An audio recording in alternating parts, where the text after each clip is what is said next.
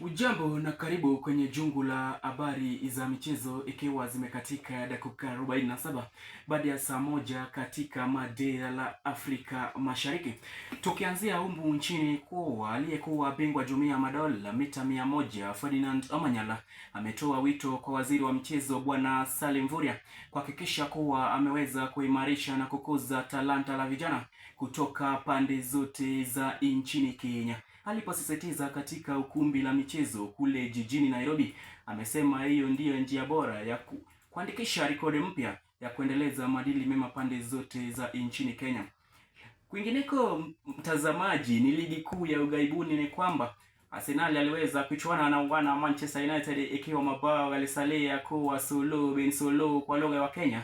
Kwa lugha ya Kiganda, mabao yalisalia kuwa karai bin karai, mtungi bin mtungi. Kufikia hapo ndipo natamatisha habari za michezo. Nyuma ya kibomba langu jina ni Jason Moses.